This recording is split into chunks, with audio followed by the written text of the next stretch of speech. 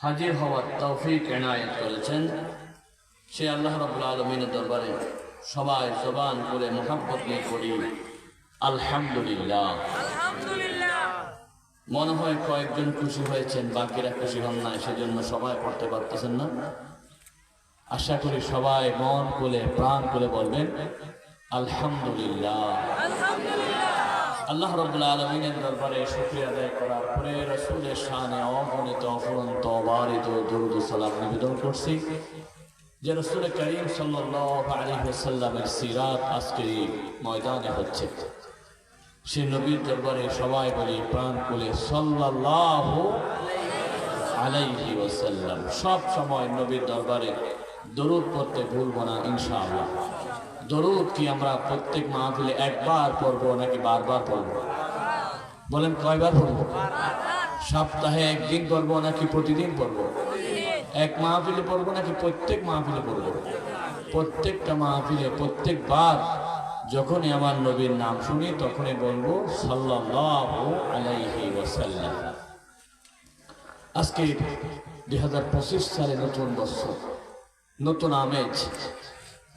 গতকাল ছিল 31শে December, 31st night বাংলাদেশে পালিত হতো। বাংলাদেশে পালিত হতো 16ই ডিসেম্বর বিজয় দিবস, বাংলাদেশে পালিত হতো 26শে মার্চ স্বাধীনতা দিবস, বাংলাদেশে পালিত হতো 15ই আগস্ট শোক দিবস। সব দিবসগুলো পালন হতো। কুতুবদের ভাইয়েরা প্রাণ করে বলেন, কোন দিবসে কি আল্লাহর কোরআন তেলাওয়াত করা হতো? সব দিবসগুলো গানে ভরা, নাচে ভরা। প্রত্যেকটা দিবস পালিত হতো বঙ্গবন্ধুর ভাষণ। বিশেষ করে 16ই ডিসেম্বর আসলে তো সারাক্ষণ ভাষণ, এই করেছি সেই করেছি, বাতে মারবো পানিতে মারবো তোমাদেরকে, এবারে গরম গরম কিছু ভাষণ শেষ। আর কর্মীরা শুধুমাত্র গালিগালাজ করতো, অমুক রাজাকার, অমুকের বিচার হবে, ট্রাইব্যুনাল হবে, এই হবে সেই হবে, শেষ দিবস। এরপরে 31st নাইট আসলে পরে 31শে ডিসেম্বর আসলে পরে যে গান বাজনা অরস্থল গান চলত। কারণ খ্রিস্টানদের দিবস পালন করার জন্য মুসলমানরা আনন্দ করত। নাউজুবিল্লাহ। এবারে সেগুলো আগের তুলনায় অনেক কম দেখা গেছে, ঠিক কিনা? সেজন্য শুকরিয়া কার? এবারে 16ই ডিসেম্বর পালিত হয়েছে, এক জায়গায়ও বঙ্গবন্ধুর ভাষণ চলে না, ঠিক কিনা? বরং প্রত্যেকটা জায়গায় বলেছে আল্লাহর কোরআনের মাহফিল। বিশেষ করে আয়োজন করতে না পারলেও কমপক্ষে আল্লামা সাঈদী সাহেবের ক্যাসেট হলো প্রচার করেছে, ঠিক কিনা? বাংলার জনগণ জানিয়ে দিল 17 বছর তোমরা নিজেরা দখল করেছিলে দেশটাকে। বাবার বলে, আমার বাবার দেশ, আমার দাদার দেশ, পুরা দেশে নিজেরা তোমরা নিয়েছিলা। বাংলাদেশের বৈষম্য বিরোধী ছাত্র আন্দোলন প্রমাণ করলো এই দেশ কারো বাবার নয়, এই দেশ কারো দাদার নয়, এই দেশ হলো 18 কোটি মুসলমানের বাংলাদেশ, ঠিক কিনা? সেজন্য এই বাংলার জমিনে আর গান চলবে না, নাচ চলবে না। আজকে দুরংবাসী, কুতুবদিয়াবাসী কোরআনের মাধ্যমে বসবাস শুরু করলো। সুবহানাল্লাহ বলেন। আল্লাহর হাবিব বললেন, কুল্লু আমরিন জিবালিন লাম ইবদা ফিহি বিসমিল্লাহি ফাহুয়া আবতার। যারা বিসমিল্লাহ দিয়ে কোনো কাজ শুরু করে না তাদের কাজ লেজ কাটা থাকে। আজকে আমরা বছর শুরু করেছি কোরআন দিয়ে, বিসমিল্লাহ দিয়ে, বলুন সুবহানাল্লাহ। তাহলে আজকে আলোচনা হবে কোরআন শরীফ থেকে। আমার সময় প্যাকেট করা নির্দিষ্ট একটা বিষয়ে আমি আলোচনা করব ইনশাআল্লাহ, নির্দিষ্ট সময়ের মধ্যে।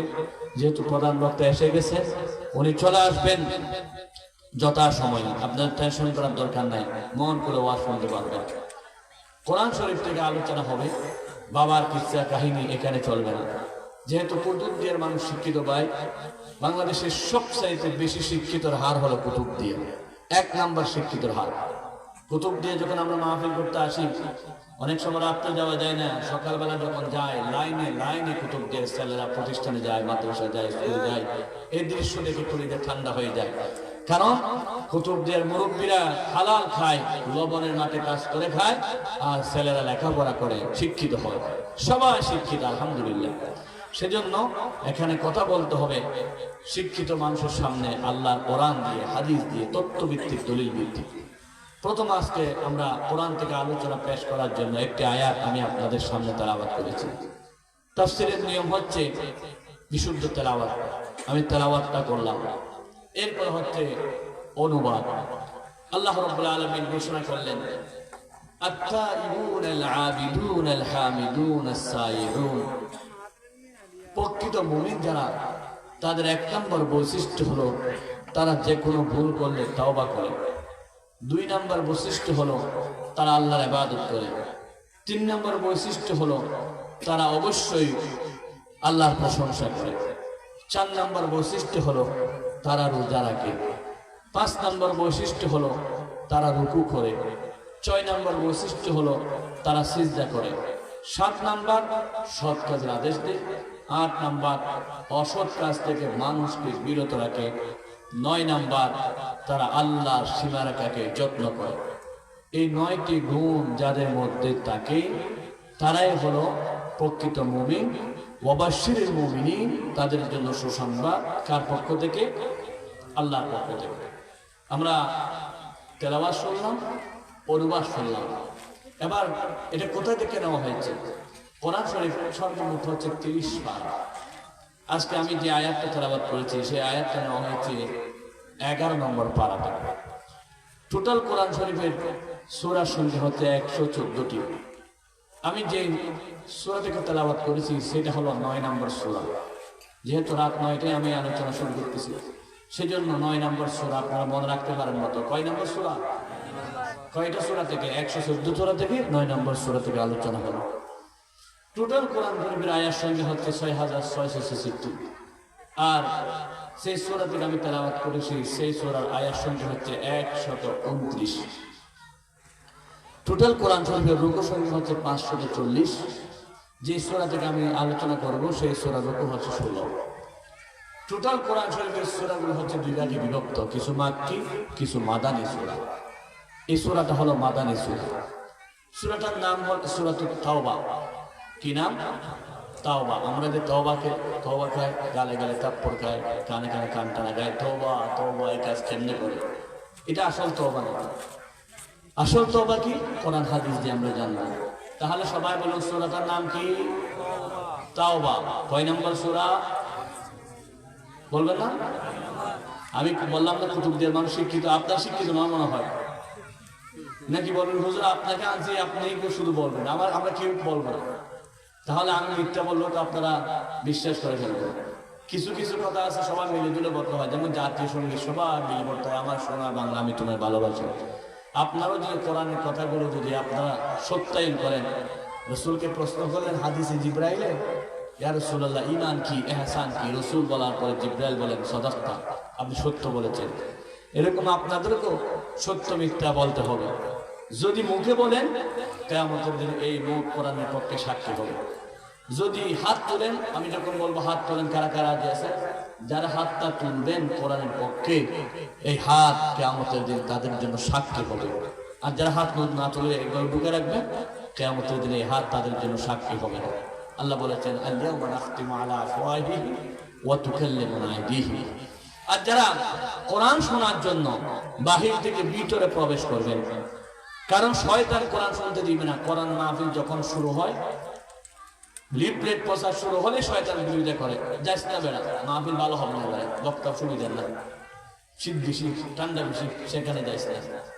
আবার যখন চলে আসে শয়তান বলবে, মাহফিল যখন শুরু হয়ে যায় ওখানে ভিতরে ঢুকে রাখতে বেড়া, বাইরে থেকে শুনছে না, রাস্তায় তো শোনা যাচ্ছে, আওয়াজ আসতেছে, মাইকের আওয়াজ আসতেছে, কম বলে বেডে রেস্ট করে, দোকান দেয়, সানাবুট বিক্রি করে, এগুলো বলবে। শয়তান মাহফিল ঢুকতে দিবে না, কারণ শয়তান জানে মাহফিলের ভিতরে ঢুকলেই পরে সে তো হত নেককার হয়ে যাবে, তওবা করে আল্লাহর কাছে প্রিয় হয়ে যাবে, সেই জন্য শয়তান ঢুকতে দিবে না। আল্লাহ রাব্বুল আলামিন বলেছেন, যারা মাহফিল চলাকালীন সময়ে বাজারে গল্প করে, আপনারা না, কারা? যারা মাহফিলে প্রবেশ করে না, মাইকের মারফতে কোরআন শোনার জন্য দাঁড়িয়ে থাকে, বসে থাকে, শোনা যাচ্ছে তো সেখানে গিয়ে লাভ কি? আল্লাহর কোরআন আমার হাতে। আল্লাহ বলেছেন তারা হলো সরাসরি শয়তানের বন্ধু। কার বন্ধু? শয়তানের বন্ধু। যারা আসে না, দোকানে বসে বসে থাকে, তারা কার বন্ধু? আল্লাহ রাব্বুল আলামিন বলেন, ওয়া ইয়াশু আন যিকরির রহমান নুকাইয়িদ লাহু শাইতানান ফাহুয়া লাহু কারীন। যারা আসে না তারা হলো শয়তানের বন্ধু। আর যারা আসার পরেও চলে যায়, মাহফিলের সৌন্দর্য রক্ষা করে না, তারাও শয়তানের বন্ধু। সুতরাং আমরা মাহফিলের সৌন্দর্য রক্ষা করতে রাজি আছি তো? বলুন ইনশাআল্লাহ। আল্লাহ আমাদেরকে শয়তানের বন্ধু না বানাই আল্লাহর কাছে আল্লাহর বন্ধু বানালেন। আল্লাহর বন্ধু হওয়ার জন্য কোরআনের কাছে আসতে হবে, শয়তানের বন্ধু হওয়ার জন্য কোরআন থেকে দূরে যেতে হবে। এখন আপনারা কি আল্লাহর বন্ধু হবেন নাকি শয়তানের বন্ধু হবেন? সত্যি পরীক্ষা হবে ইনশাআল্লাহ। পরীক্ষা দিতে রাজি আছেন তো? এখন হয়ে যাও পরীক্ষা। আমি জানি শিক্ষিত মানুষ অবশ্যই যা বলে কোরআন থেকে তা মানবে। কোরআনের যারা বন্ধু হতে চান, আল্লাহর যারা বন্ধু হতে চান, আল্লাহর কাছে যারা প্রিয় হতে চান, তারা সবাই কোরআনের কাছে চলে আসেন, সামনের দিকে চলে আসেন। একটাও খালি জায়গা না থাকে মতো, কারণ আমার সামনে এটা কি? কোরআন। এটা কি? কোরআনের কাছে আসুন। যত কাছে আসবেন তত আল্লাহর বন্ধু হয়ে যাবেন। কাছে ওই পিছনে ভাইরা সামনের দিকে এগিয়ে আসেন। কেউ পিছনে সামনে কেউ টাকা পাইলে এখন খুঁজবে না, ভয় করিয়েন না। টাকা পাওনাদার থাকলে এখন খুঁজবে না, এটা মাহফিলে পরে হবে। এখন চলে আসেন, এখন মাহফিলে আদব রক্ষা করবে। আসেন সবাই আসেন। আজ জিকির করেন লা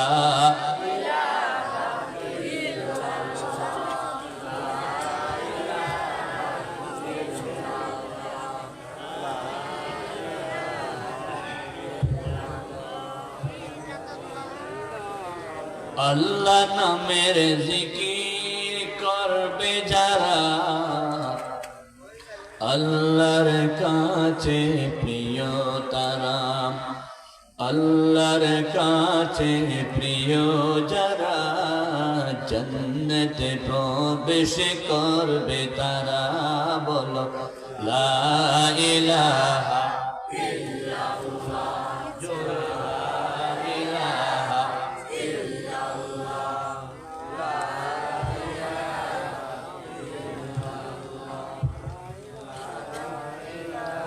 لا إله إلا الله محمد رسول الله جل بلون صلى الله عليه وسلم। যে সূরা থেকে আমরা তেলাওয়াত করব, তাফসীর করব, সূরাটার নাম কি বলছিলাম? তাওবা। বলেন নাকি? তাওবা। এই সূরাটার নামকরণ করা হয়েছে সূরা থেকে। আল্লাহ রাব্বুল আলামিন এখানে তাওবার ঘটনা উল্লেখ করলেন। লাকাদ তাবাল্লাহু আলান নবী ওয়াল মুহাজিরিন ওয়াল আনসার আল্লাযীনা ইত্তাবাউহুম। এভাবে আল্লাহ রাব্বুল আলামিন তাওবার ঘটনা উল্লেখ করলেন। সেখান থেকে আল্লাহ রাব্বুল আলামিন সূরাটার নাম দিলেন সূরাতুত তাওবা, যেটাকে বলা হয় তাসমিয়াতুল কুল বিইসমিল জুজ। একটা সামান্য বিষয় নিয়ে পুরো সূরার নামকরণ করলেন। এই সূরাটা অনেক বিষয় আল্লাহ কথা বললেন। সবচেয়ে বড় কথা হচ্ছে কোরআন শরীফের সূরা কত? কয়েকজন জানে, বাকিরা জানে না তো। বাকিরা জানে সাকিব খানের রান কত, মেসির গোল কত, সচিন টেন্ডুলকার উইকেট কত, এগুলো জানে। কোরআন শরীফের সূরা জানে 100 কত? 14। মাশাআল্লাহ, জানেন আপনারা? 114। 114 সূরার মধ্যে 113টি সূরায় বিসমিল্লাহ আছে। একটা সূরা বিসমিল্লাহ নাই। কোন সূরা? মাশাআল্লাহ, এই তো কুতুবদের মানুষ চ্যাম্পিয়ন। মাশাআল্লাহ। যে সূরাতে বিসমিল্লাহ নাই সেটার নাম কি? সূরা তাওবা। এটার অনেক নাম আছে, সেদিকে যাচ্ছে না। কেন বিসমিল্লাহ নাই? বিসমিল্লাহ হলো রহমতের জন্য, বিসমিল্লাহ হলো বরকতের জন্য। যেখানে বিসমিল্লাহ সেখানে বরকত, যেখানে বিসমিল্লাহ সেখানে রহমত। সেজন্য দেখেন না, ভোট আসলে বলে লা ইলাহা ইল্লাল্লাহ, দানের শেষে বিসমিল্লাহ, লা ইলাহা ইল্লাল্লাহ, দাড়ি পাল্লায় তুই আল্লাহ। সবাই আল্লাহ পাগল হয়ে যায়। বিসমিল্লাহ যেখানে রহমত আছে, বিসমিল্লাহ নাই যেখানে রহমত নাই। আল্লাহ রাব্বুল আলামিন এই সূরাটা নাযিল করতেন জিবরাইলের মাধ্যমে। বিসমিল্লাহ দেয় নাই। জিবরাইল আমার নবীকে বিসমিল্লাহ ছাড়া বলেছেন, নবীও বিসমিল্লাহ ছাড়া উম্মতকে ডেলিভারি দিয়েছেন। 1 নম্বর জবাব। 2 নম্বর জবাব, এই সূরাটা হলো আগের সূরার অংশ, প্রথম সূরা সূরাতুল আনফালের অংশ বিশেষ। মাঝখানে বিসমিল্লাহ দরকার নাই। সেজন্য মুফাসসির ইকরাম বলেন, এই সূরা যদি শুরু থেকে পড়ে, প্রত্যেক আয়াত শুরুতে বললে যে বিসমিল্লাহ বলতে হয়, সে বিসমিল্লাহ বলতে হবে। আর যদি এই সূরা অন্য আগের সূরার সাথে মিলিয়ে পড়ে, বিসমিল্লাহ দরকার হবে না। 3 নম্বর কারণ হলো, এই সূরাতে আল্লাহ রাব্বুল আলামিন মুশরিকদের সাথে চুক্তি ভঙ্গের কথা বলেছেন। যারা বিসমিল্লাহ মানে না, আল্লাহর আইন মানে না, আল্লাহর বিধান মানে না, এই জমিনে আল্লাহ রাব্বুল আলামিনের দ্বীন কায়েম করতে চায় না, দ্বীনের পক্ষে থাকে না, তাদের সাথে সম্পর্ক রাখা যাবে না। কথাটা কার? মূল কথা হলো বিসমিল্লাহ যার নাই সম্পর্ক তাদের সাথে, যেই দলে নাই বিসমিল্লাহ সেই দলের সাথে বলেন না সম্পর্ক নাই। যেই দলে বিসমিল্লাহ আছে সেই দলে আমাদের সম্পর্ক। আল্লাহ রাব্বুল আলামিন বলেন বারাতুম মিনাল্লাহি ওয়া রাসূলিহি ইলাল্লাযীনা আহাদতুম মিনাল মুশরিকিন। মুশরিকদের মধ্য থেকে মিনাল্লাহি ওয়া রাসূলি আল্লাহ এবং রাসূলের পক্ষ থেকে ঘোষণা দেন বারা, সম্পর্ক ছিন্ন। ওই সমস্ত মুশরিকরা যারা বিসমিল্লাহর পক্ষে নয়, চুক্তির পক্ষে নয়, নবীজি যে চুক্তি করেছিলেন তার পক্ষে নয়, ইসলামের পক্ষ নয়, তাদের সাথে আমাদের সম্পর্ক থাকতে পারে না। আমার নেতাও যদি বিসমিল্লাহর পক্ষে থাকে আমি তার পক্ষে, নেতা যদি বিসমিল্লাহর বিপক্ষে হয় আমরা নেতার পক্ষে থাকবো। আমার বাবাও যদি বিসমিল্লাহর বিপক্ষে থাকে আমি তার পক্ষে থাকতে পারবো না। আমার আত্মীয় স্বজন বিসমিল্লাহর বিপক্ষে, আমি কি আত্মীয়ের পক্ষ নেব নাকি বিসমিল্লাহর পক্ষ নেব? বলেন না কোন পক্ষে নেব? এই জালেম সরকার 17 বছর যে জালেম ক্ষমতায় ছিল তাদের 1 নম্বর পরিকল্পনা ছিল সংবিধান থেকে বিসমিল্লাহ বন্ধ করে দেওয়া। বাংলাদেশের সর্বোচ্চ বিশ্ববিদ্যালয় ঢাকা বিশ্ববিদ্যালয় তরিকা ছিল ইকরা বিসমি রাব্বিকাল্লাযী খালাক। কোরআন কারীমের প্রথম আয়াতটা লেখা ছিল। এই জালেম সরকার সেই ইকরা বিসমি সহ্য করতে পারে নাই, যেখানে আল্লাহর নাম সেখানে সহ্য করতে পারে নাই। বিশ্ববিদ্যালয়ের মনোগ্রামে লেখা ছিল রাব্বি জিদনি ইলমা। আল্লাহ রাব্বুল আলামিনের কোরআনের আয়াত এটা সহ্য করতে পারে না, কেটে দিয়েছে। বিসমিল্লাহ কেটে দিয়েছে, ইকরা বিসমি কেটে দিয়েছে, রাব্বি জিদনি ইলমা কেটে দিয়েছেন। নজরুল ইসলাম কলেজের নাম ছিল নজরুল ইসলাম কলেজ, ইসলাম সহ্য করতে পারে না, নজরুল কলেজ বানাইয়া দিল। দলটির নাম ছিল বাংলাদেশ মুসলিম আওয়ামী লীগ। কি নাম? এখন মুসলিম শুনছেন নাকি? তাদের নাম ছিল বাংলাদেশ মুসলিম আওয়ামী লীগ। মুসলিম শব্দ কেটে দিয়েছে, বাংলাদেশ আওয়ামী লীগ বানিয়ে দিয়েছে। তার মানে যেখানে বিসমিল্লাহ আছে সেখানে কেটে দিয়েছে, যেখানে কোরআন শরীফ আছে সেখানে কেটে দিয়েছে, যেখানে কোরআনের আয়াত আছে সেখানে কেটে দিয়েছে। শুধু তাই নয়, বাংলাদেশের প্রত্যেকটা শিক্ষা প্রতিষ্ঠানের যে বই ছিল, 1 এর বই, 2 এর বই, 3 এর বই, 4 এর বই, 5 এর বই, 6 এর বই, প্রত্যেক বছর 1 তারিখ বইগুলো ফিরিয়ে দেওয়া হতো।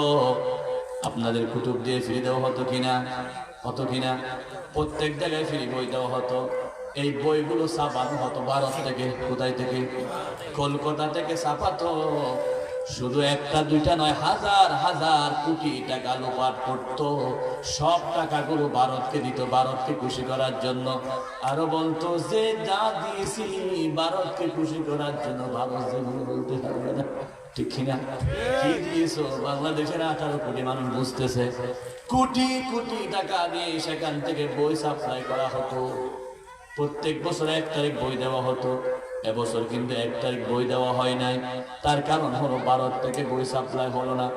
ভারত থেকে বই ছাপানোর না ছাপানোর কারণে বর্তমানে বাংলাদেশে 2000 কোটি টাকা লাভ হয়েছে। আল্লাহু আকবার। শুধু এবছর লাভ হয়েছে 2000 কোটি টাকা, ভারত থেকে বই না ছাপানোর কারণে।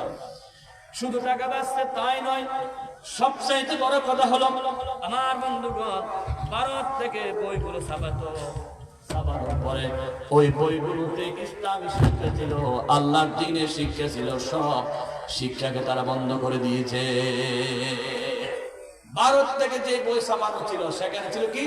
টিরিং টিরিং সাইকেল চালায়, ফেরিওয়ালা যায়, শরীফকে কিভাবে শরীফে বানাতে হবে, ট্রান্সজেন্ডারের শিক্ষা, আলো সামনে শিক্ষা, এই শিক্ষাগুলো বাংলাদেশের ছেলেদেরকে বাধ্যতামূলক করা হতো।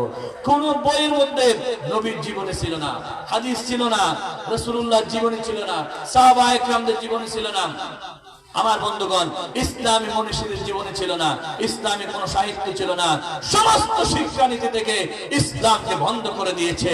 কারণ তারা ছিল বিসমিল্লাহ বিরোধী সরকার, তারা ছিল কোরআন বিরোধী সরকার, তারা ছিল ইসলাম বিরোধী সরকার, তারা ছিল নবী বিরোধী সরকার, তারা ছিল আল্লাহ বিরোধী সরকার। তারা মনে করত আমরা যেমন আমাদের প্রভু আল্লাহ মানি, ওই জালেম আওয়ামী লীগরা মনে করত তাদের প্রভু হলো ভারত। ঠিক কিনা? ভারতকে খুশি করার জন্য তারা ইচ্ছে মতো সব কাজ করত। কেমনে ভারতকে খুশি করা যায়? ভারতকে রিচ দিত, ভারত থেকে বই সাপ্লাই হতো, ভারত থেকে এই করা হতো, সেই করা হতো, সবকিছু করা হলো। 2025 সালে বাংলাদেশের কোন শিক্ষা প্রতিষ্ঠানে ভারতের থেকে চাপানো বই দেওয়া যাবে না, যাবে না, যাবে না। ঠিক কিনা? আমরা ভারত থেকে চাপানো বই পড়তে চাই না। 2025 সালে আমাদের শিক্ষা নিতে হবে আল্লাহর কোরআনের শিক্ষা। ঠিক কিনা? বাংলাদেশের ধর্ম উপদেষ্টা আমার অত্যন্ত প্রিয়জন, একসাথে প্রোগ্রাম করেছি, জনাব ডক্টর আফম খালেদ সাহেব, বিজ্ঞ দক্ষ অভিজ্ঞ আলেম, আমাদের উস্তাদের পরম বন্ধু। আমি যেহেতু মুজাহির মাদ্রাসায় একেবারে ইয়াজদম থেকে দরা হাদিস পর্যন্ত সবকিছু শেষ করার সুযোগ হয়েছে, আলহামদুলিল্লাহ। সেই ধর্ম উপদেষ্টা ডক্টর আফম খালেদ সাহেব বলেছেন বাংলাদেশের প্রত্যেকটা শিক্ষা প্রতিষ্ঠানে ধর্ম শিক্ষাকে বাধ্যতামূলক করা হবে। ঠিক কি?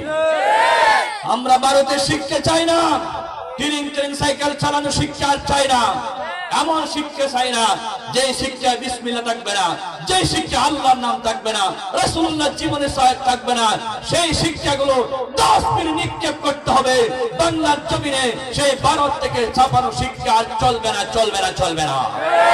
যদি ভারতের শিক্ষা আমাদেরকে চেপে দেওয়া হয়, 5 আগস্টের দিন বাংলাদেশের সমস্ত তামাল ছেলেরা যেভাবে জিহাদ করেছিল, জালেমের বিরুদ্ধে, স্বৈরাচারের বিরুদ্ধে জিহাদ করেছিল, প্রয়োজন আবার জিহাদ হবে, আবার যুদ্ধ হবে।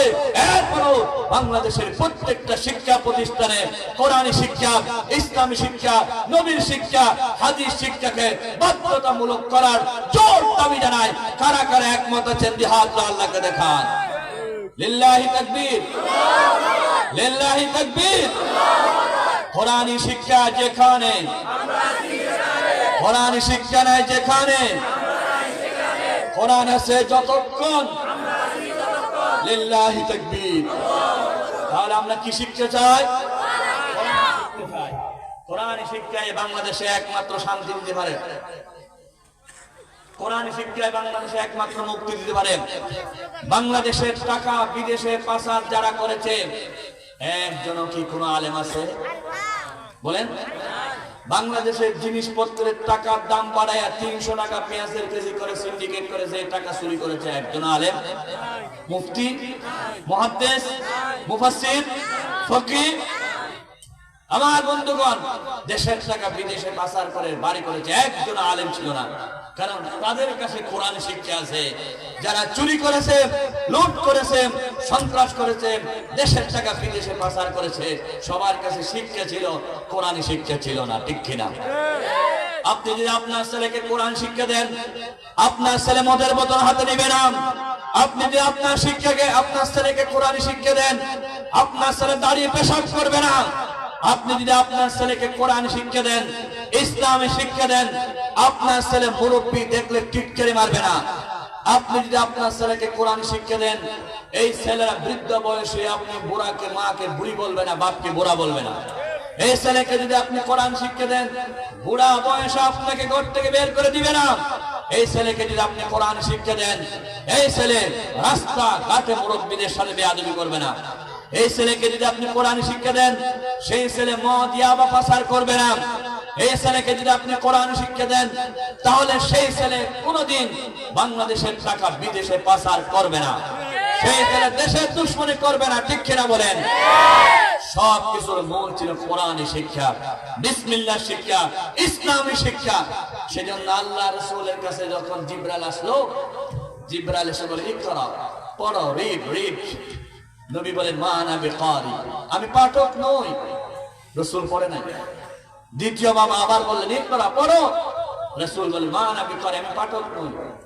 তৃতীয়বার যখন বলেন বিসমি রাব্বিক, রবের নামে পড়ো, সাথে সাথে আমার নবী পড়া শুরু করলেন ইকরা বিসমি রাব্বিকাল্লাযী খালাক খালাকাল ইনসানা মিন আলাক। সুতরাং তার অর্থ কি? রাসূলকে তিনবার পড়তে বলেছেন, পড়ে নাই যেহেতু আল্লাহর নাম নাই। যেই শিক্ষানীতি আল্লাহর নাম নাই, সেই শিক্ষানীতি রাসূল পড়ে নাই, সেই শিক্ষানীতি আমরা আমাদের ছেলেকে পড়তে দেব না। 2025 সালে বাংলাদেশের কোন প্রতিষ্ঠানে যদি ইসলামী শিক্ষা না থাকে, সেই প্রতিষ্ঠানকে আমরা তালা মেরে দেব। কারণ আমাদের ছেলেদেরকে আমরা ইসলামী শিক্ষা দিতে চাই। সবচেয়ে নিরাপদ হলো মাদ্রাসায় ভর্তি করাইয়া দেওয়া, ঠিক কিনা? সেখানে কোরআন শিখবে, দ্বীন শিখবে, ইসলাম শিখবে, নামাজের ফরজ শিখবে, রোজার ফরজ শিখবে, উযুর ফরজ শিখবে, জায়নামাজ শিখবে, সবগুলো জানাজা শিখবে। সবগুলো শেখার জন্য মাদ্রাসায় কয়েক জামাত পড়া বাধ্যতামূলক। যেহেতু ইসলামী শিক্ষা আমাদের দরকার আছে কি নাই? বলেন দরকার আছে কি নাই? তাহলে যে শিক্ষার মধ্যে কোরআন নাই, সেই শিক্ষা আমাদের ছেলেকে আমরা দিতে চাই না, ঠিক কিনা? ছেলে দিলেন কে? বলেন না। মেয়ে দিলেন কে? আল্লাহ দেওয়া ছেলে মেয়েকে আল্লাহ দেওয়া শিক্ষা নীতিটা আমাদেরকে দিতে হবে, ঠিক কিনা? আল্লাহ দেওয়া ছেলে মেয়েকে নির্ভেজাল খাবার, যেমন নির্ভেজাল খাবার, বাসি খাবার খাবার। কোন মা বাপকে ছেলেকে তরকারি বাস হয়ে গেছে, এগুলো খাই, তোরা মর, বাসি খাবার খাই। বাসি খাবার যেমন খাবার না, ফ্রেশ খাবার। ফ্রেশ জ্ঞান দিতে হবে। ফ্রেশ জ্ঞান হলো কোরআনের জ্ঞান। নির্ভুল জ্ঞান দিতে হবে, সেটা হলো কোরআনের জ্ঞান। নির্ভেজাল জ্ঞান দিতে হবে, সেটা হলো কোরআনের জ্ঞান। আপনি যদি আপনার ছেলেকে জ্যামিতি ধরান, বাংলা পড়ান, ইংরেজি পড়ান, আপনার ছেলে দুনিয়া জানবে। আর যদি কোরআন পড়ান, দুনিয়া জানবে, আখিরাত জানবে। আপনার ছেলেকে যদি আপনি দুনিয়া শিক্ষা দেন, জ্যামিতি, ভূগোল, ত্রিকোণমিতি এগুলো শিক্ষা দেন, আপনার ছেলেরা সস্তা সম্পর্কে অর্থাৎ দুনিয়ার বিভিন্ন কিছু জানতে পারবে। কিন্তু যদি কোরআন শিক্ষা দেন, খালেক সম্পর্কে জানতে পারবে, আল্লাহ সম্পর্কে জানতে পারবে। সুবহানাল্লাহ। দুনিয়ার যত শিক্ষা আছে সব শিক্ষা আপনার ছেলে মারা যাওয়ার পরে শেষ, কিন্তু কোরআনের শিক্ষা মারা যাওয়ার পরেও আছে না নাই? যতক্ষণ পর্যন্ত জান্নাতে নিবে না, ততক্ষণ পর্যন্ত আপনার ছেলে আপনাকে অবশ্যই ছাড়বে না। সুবহানাল্লাহ। বাংলাদেশে যত অশান্তি হয়েছে, কোন অশান্তির মধ্যে আলেম দেখাতে পারবেন না। বাংলাদেশের 1 নম্বর অশান্তি, বঙ্গবন্ধু শেখ মুজিবকে হত্যা যারা করেছে, একজন আলেম ছিল না। প্রেসিডেন্ট জিয়াউর রহমানকে যারা হত্যা করেছে, একজন আলেম ছিল না। ফিলখানায় যারা মিডিয়ার হত্যা করেছে, একজন আলেম ছিল না। 28 অক্টোবরের দিন যারা মানুষ হত্যা করেছে, একজন আলেম ছিল না। শাপলা চত্বরে বোমা মেরে হাজার হাজার তাহাজ্জুদ গুজার আলেমদেরকে আল্লামা আহমদ শফী সাহেব হুজুরের নেতৃত্বে যারা জমায়েত হয়েছিল, বাংলাদেশের ইতিহাসে সেরকম জনসমাবেশ আর হয় নাই। আল জাজিরা রিপোর্ট, 70 লক্ষ মানুষ সেখানে জমায়েত হয়েছিল। তাদেরকে রাতের অন্ধকারে বোমা মেরে যে হত্যা করেছে, একজন আলেম ছিল না। যারা মারতেছে তারা, তাদের মধ্যে যারা মার খেয়েছে তারা আলেম ছিল অবশ্যই। আমার বন্ধুগণ, যত হত্যাকাণ্ড বাংলাদেশে হয়েছে, কোন হত্যাকাণ্ডের সাথে আলেম জড়িত নয়। শুধু তাই নয়, পটিয়া মাদ্রাসা, হাটহাজারী মাদ্রাসা বলেন, কোন মাদ্রাসায় মারামারি কাটাকাটি নাই, রক্তাক্ত নাই। যা রক্তাক্ত হয় কলেজে হয়, বিশ্ববিদ্যালয় হয়। আপনার ফাহাদকে হত্যা করে বুয়েট বিশ্ববিদ্যালয়, কোন মাদ্রাসায় সেই মারামারি নাই। সুতরাং আপনার ছেলে সবচাইতে নিরাপদ হলো মাদ্রাসায় যাওয়া, ঠিক কিনা? পুরা দেশ নিরাপদ হলো মাদ্রাসা দেখা। করোনার সময় ভারতে মানুষ মারা গেছে, রাশিয়া মানুষ মারা গেছে, বাংলাদেশে সেই পরিমাণ মানুষ মারা যায় নাই। তার একমাত্র কারণ হলো বাংলাদেশে অসংখ্য মাদ্রাসা আছে, সেখানে আল্লাহর কোরআন পড়া হয়। সুবহানাল্লাহ। ভারতের মাদার তেরেসা, যিনি নোবেল পুরস্কার পেয়েছেন, সেই মাদার তেরেসা নোবেল পুরস্কার পেয়ে যত কোটি টাকা পেয়েছেন, সব টাকা বাংলাদেশে পাঠিয়ে দিয়েছে। বলে বাংলাদেশের ছেলেরা সকালবেলা ফুরকানিয়া পড়ে, তাদেরকে বলো ফুরকানিয়া বন্ধ করে দিয়ে কেজি স্কুল চালু করার জন্য যত টাকা দরকার হয় আমি দেব। কারণ ফুরকানিয়া পড়লে পরে মানুষের ব্রেন কোরআনের দিকে চলে যায়। ফুরকানিয়া বন্ধ করে কেজি স্কুল চালু করে দিলে বলে ঈমান ধ্বংস হয়ে যাবে। সেই জন্য মাদার তেরেসা সব টাকা দিয়ে বাংলাদেশে কেজি স্কুল চালু করে দিয়েছেন। জোরে বলে নাউজুবিল্লাহ। আমার বাংলাদেশের মুজাহিদরা, হক্কানি আলেমরা সেই কেজি স্কুলের বিরুদ্ধে জিহাদ করে নুরানি চালু করে দিয়েছেন। আলহামদুলিল্লাহ। নুরানি মাদ্রাসা বাংলাদেশের জন্য এক একটা হলো বিরাট রহমতের কেন্দ্র। সেখানে সুন্দরভাবে কোরআন শিখতে পারে, নামাজ শিখতে পারে, আল্লাহ শিখতে পারে, রাসূল শিখতে পারে, ঠিক কিনা বলেন? সুতরাং আমাদের কথা হলো বিসমিল্লাহ যেই দলে নাই, আমরাও সেই দলে বিসমিল্লাহ বিরোধী আমার ভাই হোক, নেতা হোক, আত্মীয় হোক, সবগুলোকে ত্যাগ করতে হবে, তালাক দিতে হবে। সেটাই হলো সূরাতুল বারাতের প্রথম নাম্বার শিক্ষা। বিসমিল্লাহ যেখানে নাই আমরাও। আল্লাহ রাব্বুল আলামিন বলেন التائبون العابدون الحامدون السائحون الراكعون মুমিন যারা তাদের 9টি গুণ রয়েছে। আপনি ঈমানদার না কাফের? এই যে আপনাদের মনে এখানে নাই, কথা আওয়াজ আসবে, ওদিকে যাওয়া শিক্ষিত মানুষের কাজ না, ভদ্র মানুষের কাজ নয়। একটু পরে সময় চলে যাবে, আপনারা আওয়াজ দিয়ে বলুন আপনারা ঈমানদার না কাফের? সবাই বলুন আপনারা যে ঈমানদার কপালে লিখে আছে নাকি? বিজ্ঞাপন আছে, ফেসবুক আছে। ঈমানদার হওয়ার জন্য কিছু গুণ থাকতে হবে, সেই গুণের কথা আল্লাহ বলেন। ঈমানদার যারা, 1 নম্বর গুণ হলো ভুল করলে তাওবা করে। 2024 সাল গতকাল আমাদের থেকে বিদায় নিল, 2025 সাল শুরু হলো। এই নতুন বছরে আমাদের প্রথম দায়িত্ব হলো অতীত বছরে যত গুনাহ হয়েছে সবগুলো থেকে আল্লাহর দরবারে তাওবা করা, ঠিক কিনা? রব্বুল আলামিন একটা বছর আমাদের থেকে বিদায় নিল। সেই বছরে কত নামাজ কাজা করেছি, সেই বছরে কত অন্যায় করেছি, অপরাধ করেছি। আল্লাহ তুমি ক্ষমা করে দাও। তুমি যদি ক্ষমা না করো আমাদের কোনো উপায় আছে নাকি? बुजुर्गी की नहीं हमको जरूरत, गुलाम अपना बना हमको खुदाया। न अमेरिका न लंदन से हो उल्फत, हमें मस्त मदीना कर खुदाया। न जामा से न जरमा से हो निस्बत, हमें उशरत काबा कर खुदाया। আল্লাহর ওলি যারা রাতে তাহাজ্জুদ নামাজ পড়ে পড়ে আল্লাহর কাছে দোয়া করতেন, ফুটিয়ে মুফতি সাহেব হুজুর আদিল হক রহমাতুল্লাহ আলাইহি, শেখ ফরিদউদ্দিন আত্তার রহমাতুল্লাহ আলাইহি আল্লাহর দরবারে তওবা করে বারবার বলতেন মাগফিরাতুম মাইদে দারাজ লুৎফে তু যাকে খুদে ফরমুদে লা তাকনাতু বাহরে আলতাফে তু বেপায়া বাওয়াত না উমাইদা রহমতত শাইতা বাওয়াত दाए मादर फिस्म इसिया मंदाए हम करीने नफ्स शैता मंदाए। अल्लामा कासिम नानतवी रहमतुल्लाह अलैहि तौबा कर अल्लाहर दरबारे बोलेन इलाही तुबितु मिन कुल्लिल माआसी, इलाही करके दरियाए गुनाहम तुमी दानी वहुद हसती गवाहम।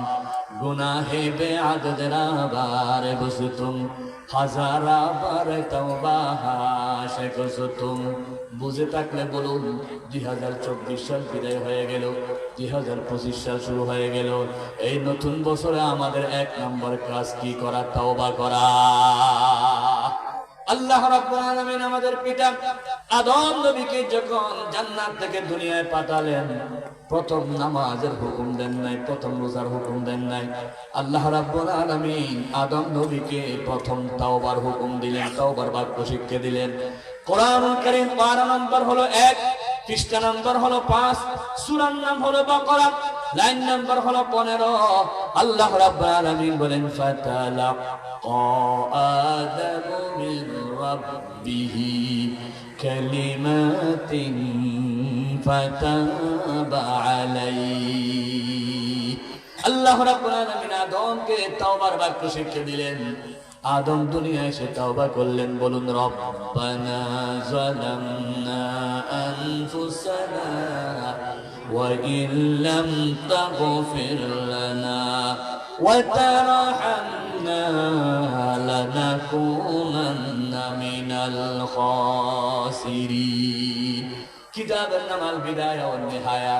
তিনি লিখেন আদম আলাইহিস সালাতু ওয়াস সালাম লাগাতার 350 বছর তওবা করেছেন, একটা ভুলের কারণে কোনো গুনাহ করে নাই। কোন নবীর গুনাহ ছিল না, আদম নবীর গুনাহ ছিল না। গুনাহ এবং ভুলের মধ্যে পার্থক্য আছে। রমজানে রোজা রেখেছেন, ইচ্ছে করে পানি পান করলে 60টা রোজা রাখতে হবে, এটার নাম হলো গুনাহ। রমজানের রোজা রেখেছেন, ভুলে যদি পানি পান করেন তাহলে আপনার কোনো কাফারা দিতে হবে না, এটার নাম হলো ভুল। আদম নবী গুনাহ করে নাই, কোন নবী গুনাহ করে নাই, সাহাবা একরাম গুনাহ করে নাই। আল্লাহ রাব্বুল আলামিন একটা ভুলের কারণে আদম নবী 350 বছর তওবা করলেন আল্লাহর দরবারে। কয়টা ভুলের কারণে? ও আদমের সন্তানরা, দুনিয়ায় প্রতিদিন কত গুনাহ করো, ফজর পড়ো না, ফজর ঘুম থেকে উঠতে দেরি হয়ে গেল, গুনাহ করেছো। সকালবেলা কোরআন শরীফ পড়ার কথা পড়ো না, সূরা ইয়াসিন পড়ো না, অন্যায় করেছো। চায়ের দোকানে গীবত করেছো, অন্যায় করেছো। দিনে শতবার ভুল করি, একটিবারও আমরা তওবা করি না। এটাই হলো আমাদের সবচাইতে বড় বিপদ। বুখারী শরীফের হাদিস, রাসূল করিম সাল্লাল্লাহু আলাইহি ওয়াসাল্লাম বলেন, ইন্নী আতুবু ইলাল্লাহি মিয়াতু মাররা। অন্য রাওয়ায়াতে আছে আকতারু ৭৭ মাররা। আমি দিনে ৭০ বারের চাইতে বেশি আল্লাহর দরবারে তওবা করি। অন্য রাওয়ায়াতে আছে ১০০ বার তওবা করি, আমার কোনো গুনাহ নাই। নবীর কোনো গুনাহ না থাকার পরেও যদি এভাবে তওবা করে, আমাদের বেশি তওবা করা দরকার আছে কি নাই? সেজন্য আল্লাহ রাব্বুল আলামিন বলেন, ইয়া আইয়ুহাল্লাযীনা আমানু তুবু ইলাল্লাহি তাওবাতান নাসুহা। হে ইমানদারগণ, আল্লাহর কাছে তাওবা করো, তাওবায়ে নাসুহা করো। ভুল হয়েছে। পৃথিবীতে 3টা জাত, একটার নাম হলো শয়তান, কোনো ভালো করে না, শুধু ভুল করে।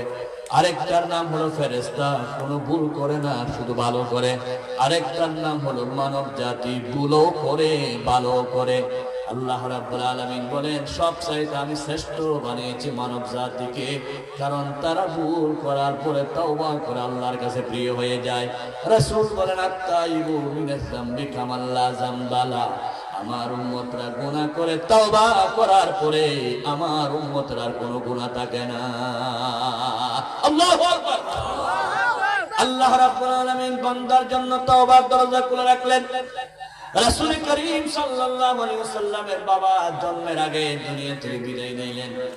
আমার নবী যখন কালিমার দাওয়াত দিলেন, রাসূলকে আবু জেহেল কষ্ট দিল, নির্যাতন করলো, মারলো। ঘটনাটা রাসূলের চাচা আমির হামজার বউ শুনেছে। রাসূলকে মারতেছে আবু লাহাব, আবু জেহেল। আমির হামজার বউ বলে, তোমার স্বামী, তোমার ভাই আবু লাহাব, আবু জেহেল রাসূলকে মারতেছে, তার প্রতিশোধ নিতে হবে, না হয় আমি তোমাকে স্বামী হিসাবে শ্রদ্ধা করব না। আমির হামজা দৌড়ে গেলেন আবু লাহাবকে প্রতিশোধ নিতে, আবু জেহেলকে প্রতিশোধ নিতে।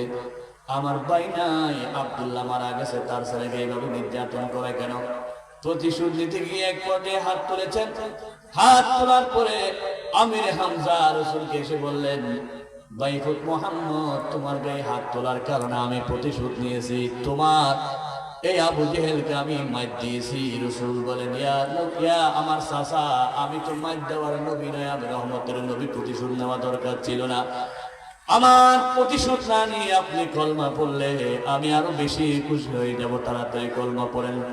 আমির হামজা বাতিজার হাতে কলমা পড়ে মুসলমান হয়ে গেলেন। লা ইলাহা ইল্লাল্লাহু মুহাম্মাদুর রাসূলুল্লাহ সাল্লাল্লাহু আলাইহি ওয়াসাল্লাম কালিমা পড়ে মুসলমান হয়ে গেলেন। নবীজি মক্কা শরীফে দীর্ঘদিন ছিলেন। আল্লাহর হুকুমে মদিনা শরীফে চলে গেলেন। মদিনা শরীফে যাওয়ার পরে রাসূলুল্লাহ ৩য় হিজরিতে উহুদের ময়দানে গেলেন। উহুদের ময়দানে জিহাদ করতে গেলেন। এক পর্যায়ে উহুদের ময়দানে ১০০০ সাহাবী নিয়ে গেলেন রাসূলুল্লাহ জিহাদ করতে। আব্দুল্লাহ বিন উবাই মুনাফিক সরদার ৩০০ কাফেরকে নিয়ে গেলেন। মাত্র ৭০০ জন মানুষ জিহাদ করবে কাফেরের বিরুদ্ধে। লম্বা ঘটনা। আমার রাসূল উহুদের জিহাদ করার সময় উহুদের পাহাড়ের পাশে একটা গর্ত ছিল, একটা রাস্তা ছিল। সেই রাস্তা দিয়ে আব্দুল্লাহ বিন জুবাইরের নেতৃত্বে ৫০ জনকে সেখানে দাঁড় করিয়ে দিলেন, তোমরা এখানে দাঁড়াও। জিহাদে বিজয় হয় অথবা পরাজয় হয়, এখান থেকে আসবে না। জিহাদ করতে করতে এক পর্যায়ে বিজয়ী হয়ে গেল। বিজয়ী হয়ে যাওয়ার পরে ওই সেনাপতি আব্দুল্লাহ বিন জুবাইরের কথা না মেনে কিছু সাহাবা একরাম সেখান থেকে ভিতরে ঢুকে গেলেন। আল্লাহ নবী এদিকে জিহাদ শুরু করার জন্য আমির হামজাকে দায়িত্ব দিলেন। আমির হামজা আল্লাহু আকবার বলে জিহাদ শুরু করলেন।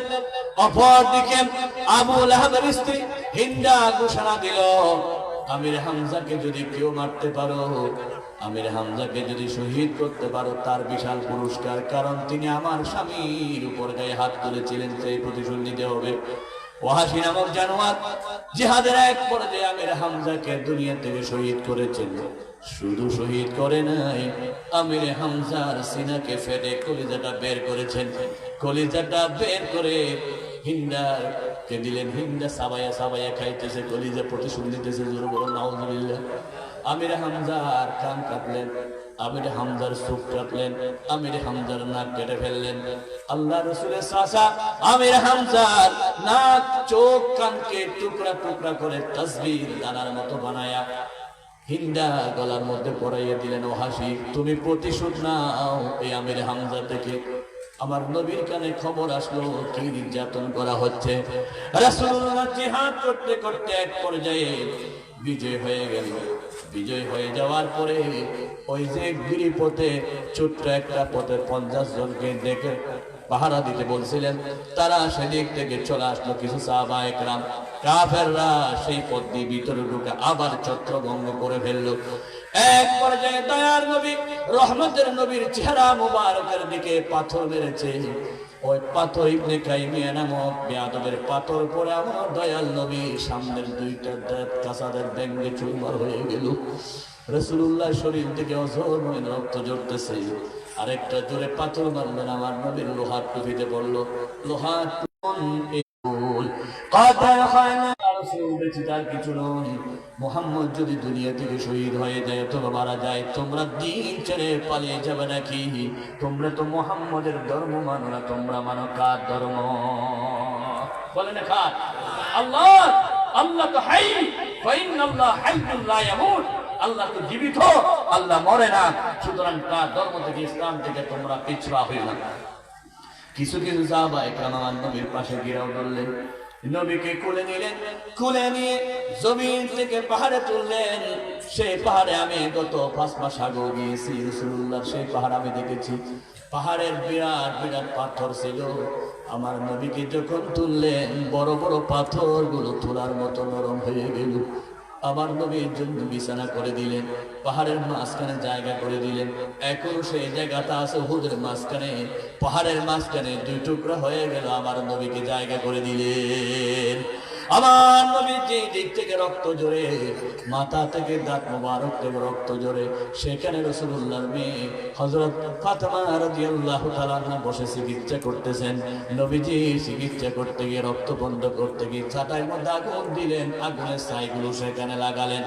আমার নবী একটু পরে হুঁশ হচ্ছেন। এমন সময় রাসূলুল্লাহ দেখেন ফাতেমার কোলে। আমার নবী হুঁশ হয়ে বলেন, ফাতেমা রে, জন্মের আগে বাবা হারিয়েছি, জন্মের 6 বছর পরে মা হারিয়েছি। মায়ের আদর পাই না, বাবার আদর পাই না। এই কঠিন সময়ে তুমি ফাতেমা আমার সেবা করে কলিজা ঠান্ডা করলা। তুমি ফাতেমা আমার মা। আল্লাহু আকবার। আল্লাহ নবী শহীদ হয়েছেন। মদিনার গলিতে গলিতে খবরটা ছড়িয়ে গেল। একজন মহিলা দৌড়ে দৌড়ে আসতেছে আমার নবীর খবর দেওয়ার জন্য। সাহাবায়ে কেরাম বলেন, মহিলা যাও কই? উহুদের ময়দানে গিয়ে কোনো লাভ নাই রে মহিলা, সেখানে তোমার বাবা আসছিল, তোমার বাবা জিহাদ করতে করতে শহীদ হয়ে গেছেন। মহিলা বলেন, আমার বাবা কি হয়েছে কথা শুনতে চাই না, তাড়াতাড়ি বলো আমার রাসূল কেমন আছো, কেমন আছে? বাবা যদি শহীদ হয়ে যায় হয়তো আল্লাহ জান্নাতে নিয়ে যাবেন, কিন্তু রাসূল যদি শহীদ হয়ে যায় ইসলাম তো বন্ধ হয়ে যাবে। মহিলা কিছু দূর আসতেছেন। সাহাবায়ে কেরাম বলেন, তোমার ছেলে শহীদ হয়ে গেল। এই কথা বলার পরে মহিলা বলে, ছেলে শহীদ হয়েছে শুনতে চাই না, তাড়াতাড়ি বলো আমার রাসূল কেমন আছে। আর কিছুদের পর আসার পরে বলে, তোমার স্বামীও শহীদ হয়ে গেছেন।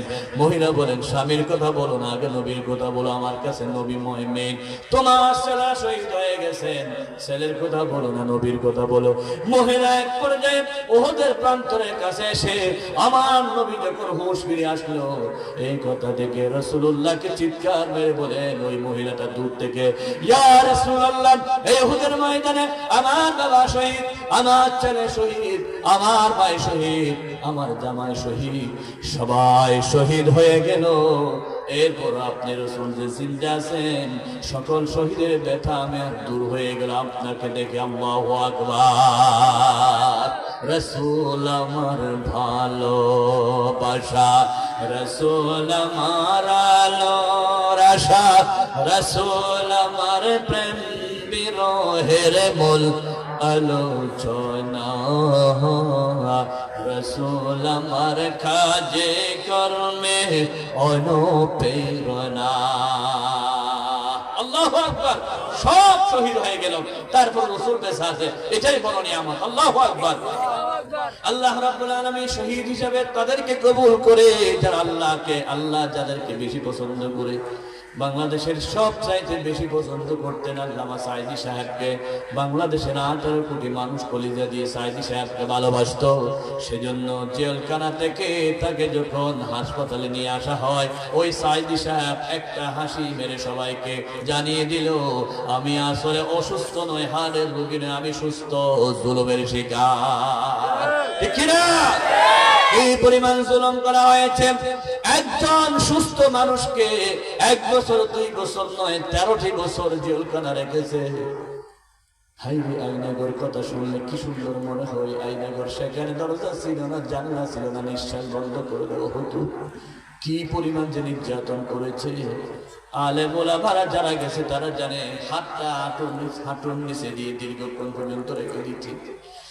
আমার বন্ধুগণ, শুধু পায়খানা করার সময় 2 মিনিট সময় দিতেন, আবারও রাখতেন, আপনি 5 মিনিট রাখতে পারবেন না। কি জুলুম তাদের উপর করা হয়েছিল, সেই নির্যাতনের ইতিহাস বলতে চাই না। আল্লামা সাঈদী সাহেব যে কারাগারে ছিলেন, সেই কারাগারের একজন পুলিশ জুমার নামাজ পড়তে যাচ্ছে, 2টা জায়নামাজ নিয়ে। স্ত্রী বলে, জায়নামাজ 2টা নিছো কেন? বলে যে এটা 2 নামাজ দিছি, গতকাল সাঈদী সাহেবকে দেখেছি একেবারে খালি জায়গার মধ্যে মাথার নিচে হাতটা দিয়ে শুয়ে আছে। আমি জায়নামাজ 2টা ওনাকে দেব, একটা বিচারে আর একটা মাথার নিচে বালি সেই মতো বাস করে দিবি। আমি আল্লাহর কাছে পাবো। কি নির্যাতন করেছে এবার চিন্তা করে দেখুন।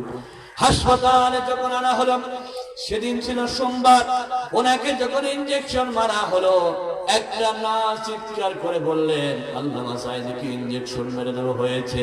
আমার বন্ধুগণ, পৃথিবীর ইতিহাস সাক্ষী হয়ে থাকবে, আল্লাহ রাসূলকে যেভাবে ছাগলের গোশতের ভিতর বিষ মিশাইয়া খাওয়াইছিল, নবী যখন গোশত খাইতেছে, গোশত বলেন আমাকে খাইয়েন না, আমার ভিতরে বিষ।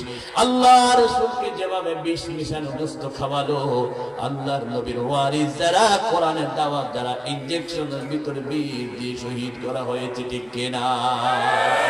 আল্লামা সাঈদী তুমি মরনি, শহীদ হয়েছ তুমি এটাই জানি। কারাগারে ছিলে তুমি 13টি বছর, বাতিল তোমায় দেখে কেঁপেছে তরতর। তুমি যে ছিলে মোদের নয়ন মনি, শহীদ হয়েছ তুমি এটাই জানি। আমার রাসূল শহীদ হওয়ার জন্য দোয়া করতেন। রাসূলের চাচা আমির হামজা শহীদ হলেন। আমির হামজাকে যে বেয়াদব শহীদ করলো, তার নাম ছিল ওয়াহাশী। রাসূলুল্লাহ যখন মক্কা বিজয় করলেন, কাফেররা পালাতে লাগলো। একজনে গিয়ে ওয়াহাশীকে বলল, তুমি নবীর চাচাকে হত্যা করেছো, আজকে গিয়ে মাফ চাও, তোমাকে হয়তো মাফ করে দিবে। ওয়াহাশী এসে রাসূলের সামনে বললেন, হুজুর আমাকে চিনেন নাকি? নবী বলেন, তোমার পরিচয় কি? বলে, আমার পরিচয় হলো ওয়াহাশী। তুমি এখানে কেন আসছো? হুজুর আমি ইসলাম কবুল করতে আসছি। তাহলে কবুল করো। হুজুর আমি যদি ইসলাম কবুল করি আমাকে ক্ষমা করবে কিনা আল্লাহ? অবশ্যই আমার নবী বলেছেন, আল ইসলাম ইয়াহদিমু মা কানা ক্বাবলাহু, ইসলাম কবুল করলে জীবনের সব গুনাহ ক্ষমা হয়ে যায়। তুমি কলমা পড়ে মুসলমান হয়ে যাও। ইয়া রাসূলুল্লাহ, আমি যে কলিমা পড়লে গুনাহ ক্ষমা হবে, আল্লাহকে বলেন কোরআনের আয়াত নাযিল করতে। আল্লাহ রাব্বুল আলামিন কোরআন আয়াত নাযিল করলেন, ইন্নাল্লাহা লা ইয়াগফিরু আন ইউশরাকা বি ওয়া ইয়াগফিরু মা দুনা যালিকা লিমান ইয়াশা ওয়া মান ইউশরিক বিল্লাহি فقد افترى إثما عظيما ومن يشرك بالله فقد ضل ضلالا بعيدا ومن يشرك بالله فكأنما خر من السماء ومن يشرك بالله فقد حرم الله عليه الجنة ومأواه النار وما للظالمين من أنصار الله أكبر আল্লাহ রাব্বুল আলামিন সব গুনাহ ক্ষমা করবে, একটা গুনাহ ক্ষমা করে না, সেটার নাম কি? শিরিক। বলুন আরো জোরে। শিরিক হলো আল্লাহ ছাড়া কারো সামনে মাথা নিচু করে, এটার নাম কি? শিরিক হলো আল্লাহ ছাড়া কারো সামনে কিছু চাওয়া। নতুন মেয়ে বিবাহ দিয়েছে সকিনাকে বিয়ে দেওয়ার পরে জামাইয়ের সাথে সংসার করে দীর্ঘদিন সংসার করতে গিয়ে জামাই একবার বিদেশ চলে গেল। সকিনা দেশ থেকে বলল, ও আমার জামাই, আমার স্বামী, আমার জন্য একটা দামি মোবাইল পাঠাও, আইফোন। জামাই বলে, কষ্টে আছি, কষ্ট করে আমি এখানে বিদেশ কাটাই, তোমার জন্য আইফোন পাঠাইতে পারবো না, পাঠাই নাই। কিছুদিন পরে সকিনার জামাই বিদেশ থেকে আসে, সকিনার হাতে একটা আইফোন দেখলেন, জিজ্ঞাসা করলো আইফোন পেলি কই? সকিনা বলল, আমার একটা স্কুলের বন্ধু আছে, সেই বন্ধু আমাকে দিয়েছে বয়ফ্রেন্ড থেকে যখন মোবাইল পাইছে খুশি সকিনা। আপনারাও খুশি? খুশি?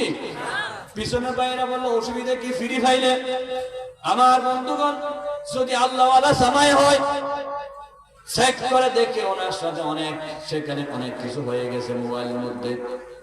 দুনিয়ার কোন জামাই অন্য বয়ফ্রেন্ড থেকে, বন্ধু থেকে মোবাইল নিলে কিছু চাইলে যেমন জামাই সহ্য করে না, সাথে সাথে তালাক দিয়ে দে।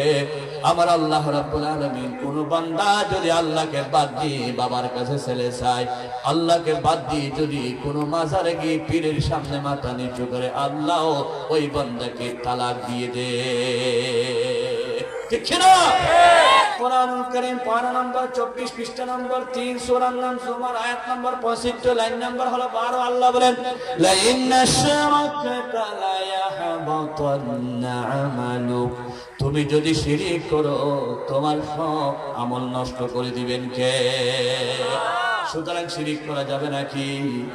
বাংলাদেশের বিশ্ব মুফাসসির আল্লামা সাঈদী সাহেব সংসদ ভবনে শিরকের বিরুদ্ধে কথা বলেছিলেন। সংসদ ভবনের গেটটা নিচু ছিল, এমপিরা মাথা নিচু করে ঢুকতো রাষ্ট্রপতির সম্মানার্থে, স্পিকারের সম্মানার্থে। আল্লামা সাঈদী সাহেব বললেন, মাননীয় স্পিকারের গেটকে ভাঙতে হবে, মাথা নিচু করে, আল্লাহ ছাড়া কারো সামনে চলবে না। স্পিকার ছিল মিস্টার হুমায়ুন রশিদ। তিনি সাথে সাথে বললেন, আপনার কথা আমি মেনে নিলাম। 2 মাসের মধ্যে ওই গেটটা ভেঙে দিল, ওই সংসদ ভবনকে শিরক মুক্ত করলেন আল্লামা সাঈদী। ওরে আল্লামা সাঈদী, তিনি ছিলেন নায়েবে রাসূল, সূরতে সিরতে তিনি খোদার মকবুল। আমার বন্ধুগণ, শিরক ছাড়া সব গুনাহ ক্ষমা করেন। ওয়াহাশী বললেন, হুজুর আমি অনেক গুনাহ করেছি, আল্লাহ যা আমাকে ক্ষমা করবেন এটার একটা পথ দেখাইয়া দেন। তখন আল্লাহ রাব্বুল আলামিন এর নবীকে বললেন, আমাকে যে স্পেশাল ক্ষমা করবে, তওবার দরজা খোলা, এটা বলতে বলেন। আল্লাহ রাব্বুল আলামিন এই আয়াতটা নাযিল করলেন। কোরআনুল কারীম পারা নম্বর 19 পৃষ্ঠা নম্বর হলো 5, সূরার নাম হলো সূরাতুল, আমার বন্ধুগণ সূরার নাম হলো সূরাতুল ফুরকান, আয়াত নম্বর হলো 70। আল্লাহ বলেন, ইল্লা মান তাবা ওয়া আমানা ওয়া আমিলা আমালান সালিহা فأولئك يبدل الله سيئاتهم حسنات।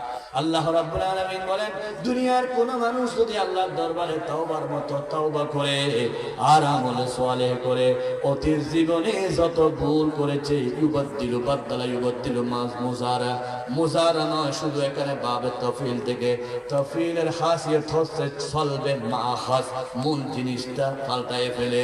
জীবনে যত গুনাহ করেছিল, আল্লাহ রাব্বুল আলামিন বান্দাকে তওবা করার সাথে সাথে গুনাহগুলো ছিনিয়ে নেন, সমস্ত গুনাহ পরিবর্তন করে সওয়াব দিয়ে বদলাইয়া দেয়। আল্লাহু আকবার বলেন।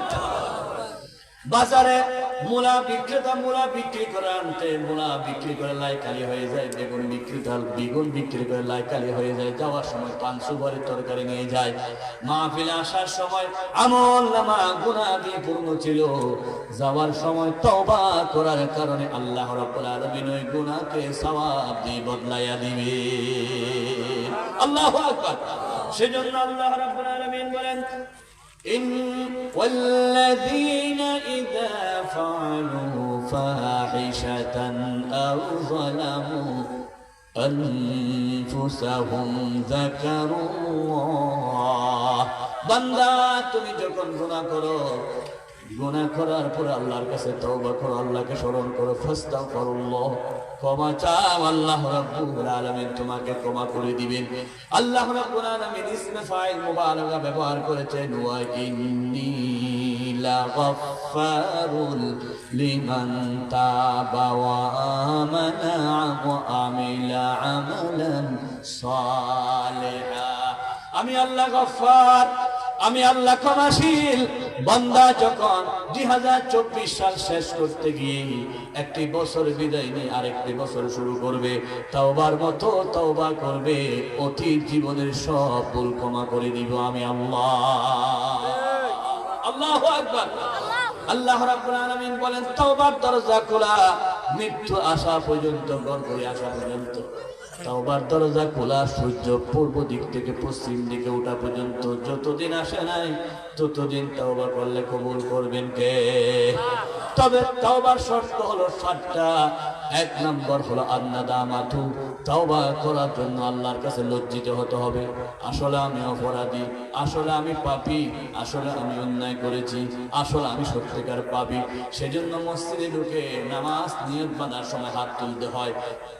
কোর্টের মধ্যে আসামিরা যেমন হাকিমের সামনে হাত তুলে, পৃথিবীর সবচাইতে বড় হাকিম হলো আল্লাহ রাব্বুল আলামিন। আল্লাহর দরবারে হাত তুলে মাথা নিচু করে জানিয়ে দিন, আল্লাহ আমি আসামি, তুমি মুনিব, তোমার সামনে আমি হাজির হয়েছি। আল্লাহু আকবার। আন্নাদামাতু, লজ্জিত হওয়া। তওবার 2 নাম্বার কাজ হলো আল ইতিরাফু, স্বীকার করা, আসলে আমি সুদ খেয়েছি, আসলে আমি ঘুষ খেয়েছি, স্বীকার করা। তওবার 3 নাম্বার শর্ত হচ্ছে আত্তারকু, জীবন থেকে সেটা ত্যাগ করা। আমি জীবনে আর গুনাহ করব না। সুদও খায় তওবা করে, ঘুষও খায় তওবা করে, সেই তওবা আল্লাহর কাছে কবুল হবে না। তওবার 4 নাম্বার শর্ত হলো, যদি কোনো মানুষ কোনো হক পেয়ে থাকে সেই হকটা আদায় করতে হবে। আপনার থেকে আরেকজনে 10 টাকা পায়, আরেকজনে 20 টাকা পায়, 50 টাকা পায়, ওই টাকাগুলো আদায় করতে হবে। আমি যদি আজকে মাহফিলের সভাপতি মহোদয় ওনার থেকে 500 টাকা নিই, তাহলে আপনার কাছে ক্ষমা চাইলে ক্ষমা হবে নাকি ওনার কাছে ক্ষমা চাইতে হবে? যার কাছে দিছি তার কাছে ক্ষমা চাইতে হবে। দুনিয়ার বন্ধুরা, বয়স চলে যাচ্ছে, 24 চলে যাচ্ছে, কিছুদিন করে 25 চলে যাবে, কিছুদিন পরে 26 চলে যাবে। এভাবে যেতে যেতে আপনার সামনে খবর আসবে, মৃত্যু আসবে, আজরাইল আসবে। তখন কিন্তু কেউ কারো হবে না রে। বয়স যত চলে যায় তত আল্লাহ সুযোগ দিয়ে তোমাকে মৃত্যুর দিকে ডাকতেছে। তুমি তওবা করো, পরের হকটা আদায় করো। তুমি নামাজ পড়ো নাই, তওবা করলে ক্ষমা হবে। রোজা রাখো নাই, তওবা করলে ক্ষমা হতে পারে। কিন্তু পরের হক যারা নষ্ট করেছো তার গুনাহ জীবনে ক্ষমা হবে না। আরেকজনের আয় পেলে তোমার জমিনটা বড় করেছো, জীবনে তোমার গুনাহ ক্ষমা হবে না। তুমি আরেকজন দোকান থেকে বাকি গেছো, ওই টাকাগুলো দাও নাই, 1000 বার তওবা করলে কোনোদিন কবুল হবে না। অবশ্যই পরের হক আদায় করতে হবে। ইব্রাহিম বিন আদহাম রাহমাতুল্লাহ আলাইহির কথা, সম্ভবত ইব্রাহিম বিন আদহামের কথা, তিনি যখন নাকি মক্কা শরীফ আসলেন হজ করতে, দীর্ঘ 30 দিন হজ করার পরে মদিনা শরীফে নামাজ পড়তে গেলেন। মদিনা শরীফে যোহরের নামাজের নিয়ত বাঁধলেন। এমন সময় 2 জন ফেরেশতা পিছনে বলাবলি করতে লাগলো, ওনার হজ কবুল হয় নাই, ওনার নামাজ কবুল হয় নাই, ওনার কোন ইবাদত কবুল হয় নাই। আরেকজন ফেরেশতা বলল, কেন রে, ওনার কোনো কিছু কবুল না হওয়ার কারণ কি? বলে, কারণ হলো উনি মক্কা শরীফ থেকে খেজুর কিনেছিল 2 কেজি। খেজুর যখন ওজন করতেছে, খেজুরের মালিক ওজন করতে গিয়ে 2টা খেজুর নিচে পড়লো। উনি খেজুর 2টা ওজন ছাড়া, টাকা দেওয়া ছাড়া খেয়ে ফেলেছে। কয়টা? আরো জোরে। মাত্র 2টা খেজুর খাওয়া যায়। সোনাপুরের দোকানে সোনাপুর মাপতে মাপতে কতগুলো খেয়ে ফেলি, বোরের দোকানে তো আমরা খাইতে থাকি আর মাপতে থাকি, যেগুলো খায় সেগুলো হিসাব হয় না। কিন্তু আল্লাহ রাব্বুল আলামিন যাকে মহব্বত করে তার পেটের মধ্যে একটা অবৈধ বড় অবৈধ সোনাপুর আল্লাহ রাখতে চায় না। হযরত ইব্রাহিম বিন আদহাম রহমতুল্লাহ আলাইহি খেজুর খাইছিলেন মাত্র 2টা খেজুর খাওয়ার কারণে 17 দিন পর্যন্ত তার কোনো নামাজ রোজা আল্লাহর কাছে কবুল হচ্ছে না। আল্লাহু আকবার। কিসের কারণে? পরের হক। বলেন কিসের হক? আপনারা বলতেছেন না, মনে হয় আপনারা খান মনে হয়। বলেন না কিসের হক? আরো জোরে। এটাকে বলে হকুল ইবাদ। উনি তাড়াতাড়ি মক্কা শরীফে গেলেন, যার কাছ থেকে খেজুর কিনলেন তাকে কেসের মধ্যে দেখলেন না, তিনি নাই। একজন ইয়ং যুবক সেখানে বসে আছে। জিজ্ঞাসা করলেন, সওদাগর বলে, আমি তো সওদাগর। আগে একটা মুরব্বী ছিল, তিনি কই বলে, তিনি আমার আব্বা। গত 4 দিন আগে আমার আব্বা ইন্তেকাল করেছেন। ইন্না লিল্লাহি ওয়া ইন্না ইলাইহি রাজিউন। কি করতে হবে? মারা গেলে কি করতে হবে এটাও জানেন না? কোরআনুল কারীমে রব্বুল আলামিন বলেছেন, পারা নম্বর 2 পৃষ্ঠা নম্বর 2, সূরার নাম হলো বাকারা। আল্লাহ রাব্বুল আলামিন সেই সূরা বাকারা 2 নম্বর পারায় 15 নম্বর লাইনে বলেন, আল্লাযীনা ইযা আসাবাতহুম মুসিবা, যারা কোনো মুসিবত পড়ে, বিপদে পড়ে, মানুষ মারা যায়, বলতে হবে ইন্না লিল্লাহি ওয়া ইন্না ইলাইহি রাজিউন। কিন্তু সেই মানুষটা যদি জালেম হয়, সেই মানুষটা যদি অত্যাচারী হয়, সেই মানুষটা যদি জালেমের দোষর হয়, সেই মানুষটা যদি আলেম ওলামাকে কষ্ট দানকারী হয়, ওই জালেম মারা গেলে ইন্না লিল্লাহ পড়া যাবে না, জালেম মারা গেলে পড়তে হবে আলহামদুলিল্লাহ। কি করতে হবে? কোন জালেম মারা গেলে কি করতে হবে? আপনারা পড়েন না সেজন্য, এটা আমার ফতোয়া নয়। আমি কোন কথা বলি না কোরআন ছাড়া। ইউটিউবে সার্চ দিয়ে দেখবেন, আমার নাম দিয়ে দেখবেন, আমি প্রত্যেকটা কথাই কোরআনের আয়াত নম্বর কত, রুকু নম্বর কত, পারা নম্বর কত, পৃষ্ঠা নম্বর কত বলি।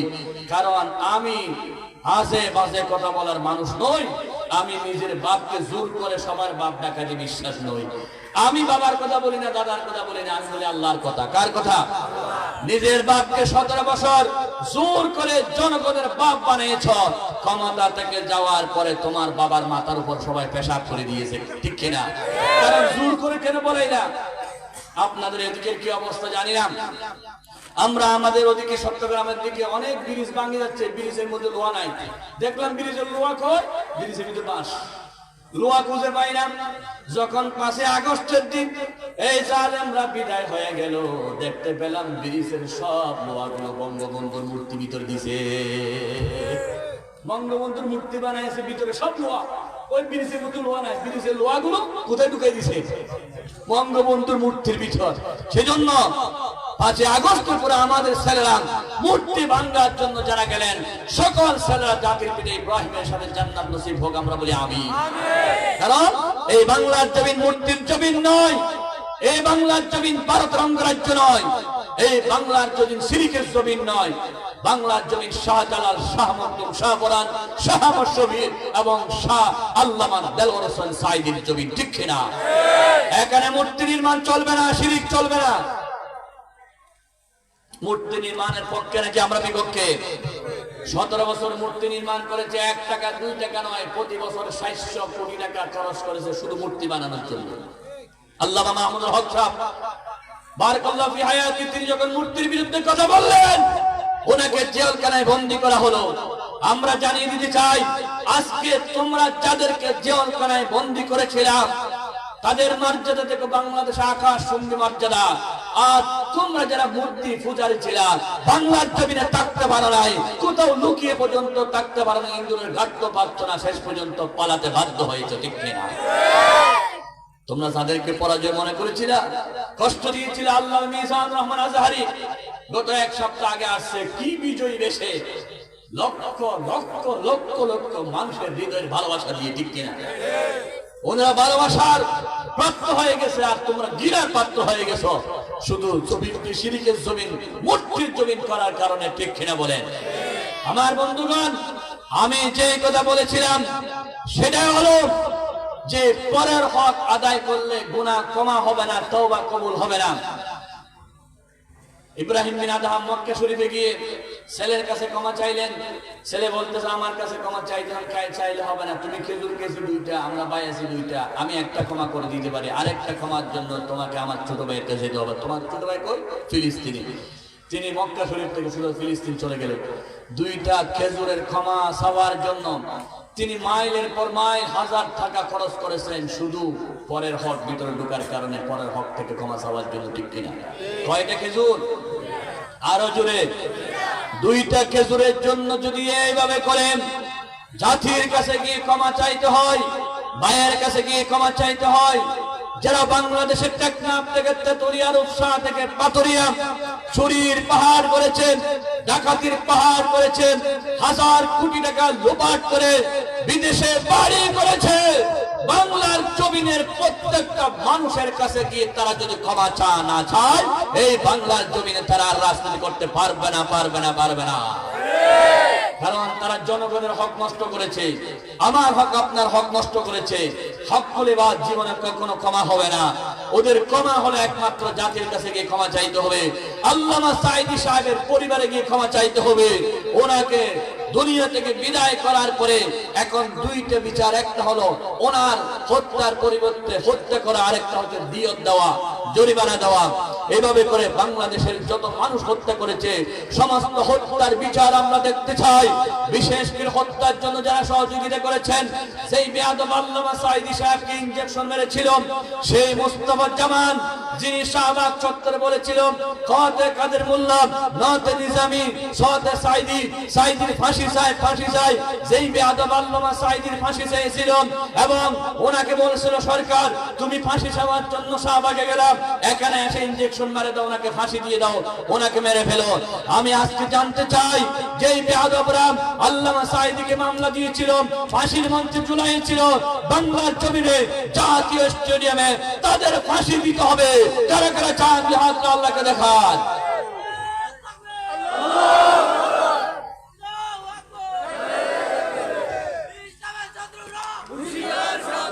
আমার বন্ধুগণ, আমার বন্ধুগণ, তওবার 1 নম্বর শর্ত হলো লজ্জিত হওয়া, তওবার 2 নম্বর শর্ত হলো স্বীকার করা, তওবার 3 নম্বর শর্ত হলো জীবনে কাজ না করার দৃঢ় প্রত্যয় করা, আল জাযাম বিন আযম করা।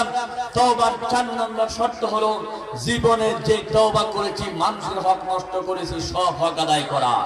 আজকে কুতুবদিয়াবাসী আপনাদের সবাইকে অনুরোধ জানাই, চিন্তা করে দেখুন কে কার হক নষ্ট করেছেন। ভাইয়ের হক যদি নষ্ট করেন, বোনের হক যদি নষ্ট করেন, আত্মীয় স্বজনের হক যদি নষ্ট করেন, তাহলে অবশ্যই হককে অবশ্যই আদায় করতে হবে। মানুষ সবচাইতে বেশি হক নষ্ট করে মা বাবার হক। কার হক বলেন না? কার হক? মা বাবাকে যেই পরিমাণ ইজ্জত দিতে হয়, যেই পরিমাণ সম্মান দিতে হয়, যেই পরিমাণ মহব্বত করতে হয়, সেই পরিমাণ সম্মান আমরা দিতে জানি না। আল্লাহ রাব্বুল আলামিন বলেন কোরআনুল কারীম, পারা নম্বর হলো 24, পৃষ্ঠা নম্বর হলো 2, সূরার নাম হলো আহকাফ, আয়াত নম্বর হলো 15, লাইন নম্বর হলো 11, রুকু নম্বর হলো 2। আল্লাহ বলেন ওয়াসাইনাল ইনসানা বিওয়ালিদাইহি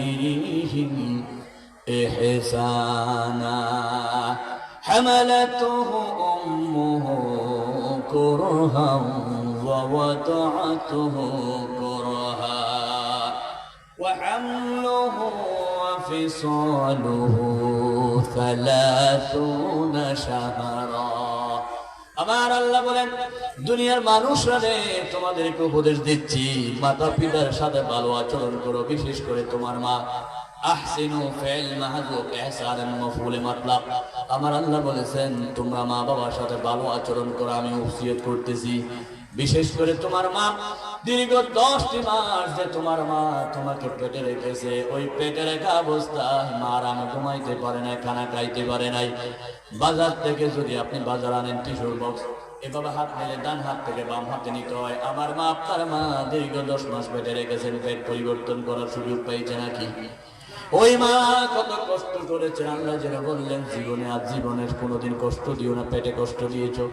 যেদিন দুনিয়া আসবে রে মা, দুনিয়া দেখাবে, সেদিন আত্মীয় স্বজন থেকে বিদায় নিয়ে কষ্ট করে মা বিছানায় শুয়ে যায়, রক্তাক্ত শরীর হয়ে যায়।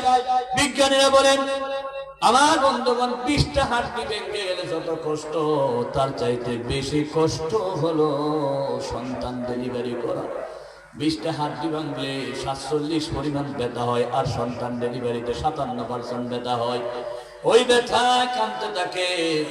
স্টেজে যারা বসছেন মুরব্বীরা জিজ্ঞাসা করুন, আগে কত মা মারা গেছে ডেলিভারির দিন, সন্তান হওয়ার দিন।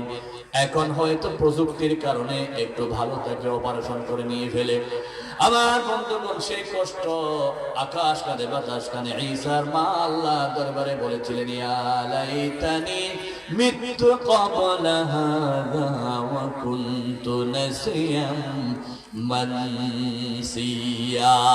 আয় আল্লাহ, আমি যদি মারা যেতাম, আমি একজন নবী ঈসা আলাইহিস সালাতু ওয়াস সালামের মা হই, আল্লাহ তোমার কাছে বলি, মৃত্যুর সময় এত সহজ হতো, তার চাইতে কঠিন হলো ডেলিভারির বিছানা, আমি সহ্য করতে পারতেছি না। আল্লাহ রাব্বুল আলামিন বলেন, 3 নাম্বার, তোমার মা তোমাকে যে 2 বছর 2.5 বছর দুধ পান করায়, বুকের তাজা দুধ তোমার জন্য এইভাবে করে কষ্ট দেয়, তুমি যতক্ষণে দুধ টানো ততক্ষণে আল্লাহ গরম করে রেখে দিলেন। মাঘ মাসের প্রচন্ড শীত, দুনিয়ার সব ঠান্ডা হয়ে যায়, মায়ের বুকের দুধ কিন্তু আল্লাহ গরম করে রাখেন। একটি নলি দিয়ে কেড়ে গলায় আটকে যাবে, আমার আল্লাহ 32টা ছিদ্র দিলেন মায়ের বুকের ভিতর। দুধ যদি ঘন হয় আটকে যাবে, আল্লাহ পাতল করে দিলেন। মিষ্টি যদি না হয়, খেতে চাইবেন, আল্লাহ দুধের ভিতর মিষ্টি ঢুকাইয়া দিলেন। আল্লাহ রাব্বুল আলামিন দুনিয়ার মানুষ বাবা মা দুধ দাও কথা বলতে পারবে না, সেজন্য মায়ের অন্তরে একটা মেশিন দিলেন। ওয়া করে সন্তান কান্না করলে মা হাজারো কাজ বাদ দিয়ে সন্তানকে বুকের দুধ দে। মায়ের রেখে দারে দুধের দাম, কাটিয়া গায়ের ছাপ, পাপসে বানাইলে ঋণের বোঝা শোধ হবে না মা। এমন দরদি ববে কেউ হবে না আমার মা। আমার বন্ধুগণ, সেই মায়ের মনে কষ্ট দিও না। এই প্রচন্ড শীতের মধ্যে মায়ের খবর নিবা, মাকে গরম পানি দিবা, মায়ের জন্য মাছ রান্না করে কাটা বেছে দিবা, আঙ্গুর আপেল মুখে তুলে দিবা, পা টিপি দিবা, মাথায় তুল মালিশ করে দিবা।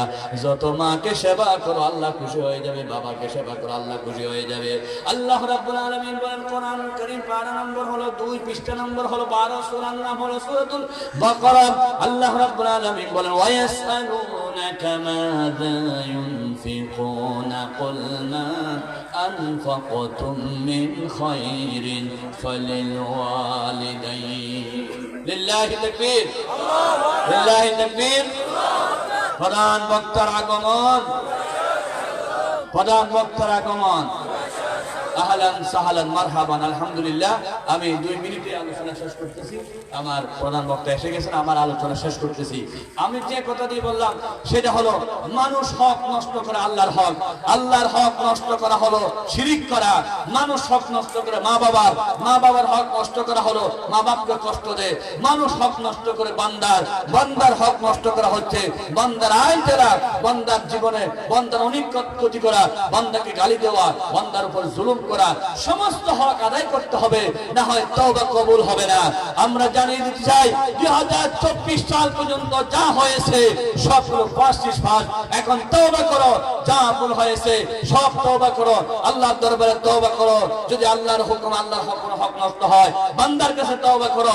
বান্দার যদি কোনো হক নষ্ট হয়, তুমি যদি বান্দার হক আদায় না করে হাজারো তাহাজ্জুদ পড়ো, বলেছিলে না তাহাজ্জুদ পড়ে আমার নেত্রী, কিন্তু সেখানে যখন গেল একটা জায়নামাজও পাওয়া গেল না, সেখানে রাধা হাঁস পাওয়া গেল, মুরগি পাওয়া গেল, জায়নামাজ পাওয়া যায় না, কোরআন শরীফ পাওয়া যায় না। কোথায় তোমার নেত্রীর সেই নামাজ? সবগুলো দুঃখবাজি, মিথ্যাবাজি, সব ছেড়ে দেন।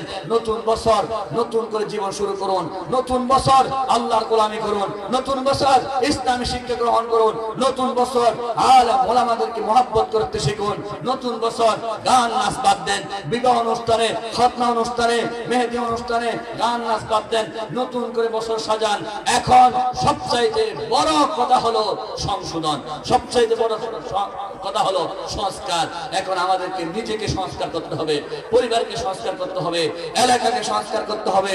সবচাইতে বড় সংস্কার হলো বাংলাদেশে আগামীবারে এমপি, মন্ত্রী, মেম্বার, চেয়ারম্যান একটি মুঠো কোরআন বিরোধীদেরকে দেব না, দেব না, দেব না, ঠিক না? আল্লাহর কোরআনকে আমরা সংসদে পাঠাতে চাই। সব এমপি হবে কোরআনওয়ালা, হাদিসওয়ালা। যেই দলে কোরআন আছে, যেই দলে হাদিস আছে, সেই দলে লোককে মেম্বার বানাবো, চেয়ারম্যান বানাবো, এমপি বানাবো, মন্ত্রী বানাবো। আমরা সবচাইতে বড় সংস্কার চাই, রাষ্ট্র সংস্কার, দেশ সংস্কার, নিজেরা সংস্কার। ভারতের আধিপত্য চলবে না। ভারত ছাড়া বাংলাদেশ চলতে পারে, এটা দেখাই দিয়েছে। ভারত বাংলাদেশ ছাড়া চলতে পারে না, এখন এটাই প্রমাণ হয়ে গেছে, ঠিক কিনা? আসুন কোরআনুল কারীমের সূরাতুত তাওবার 112 নম্বর আয়াতের আলোকে আমরা নিজেরা নিজেদেরকে সংস্কার করি। তাওবার মাধ্যমে অতীতের সব ভুল ক্ষমা করাইয়া নতুন বছরকে সুন্দরভাবে আমরা যাতে উদযাপন করতে পারি। আল্লাহ আমাদেরকে জান্নাতি হওয়ার তৌফিক দান করুন। ওয়াবাশশিরিল মুমিনিন, মুমিনদের জন্য যে সুসংবাদ দিয়েছে সেই সুসংবাদ আল্লাহ আমাদেরকে নসিব করুন। ধৈর্য ধারণ করে বসুন, মনোযোগ করে থাকেন। প্রধান বক্তা শুধু ঢাকা থেকে আসছে, আলহামদুলিল্লাহ জাদু বয়ান দিবে, আল্লাহ কবুল করুক। ওয়া মা তাওফীক ইল্লা বিল্লাহ। আসসালামু আলাইকুম ওয়া রাহমাতুল্লাহি ওয়া বারাকাতুহু।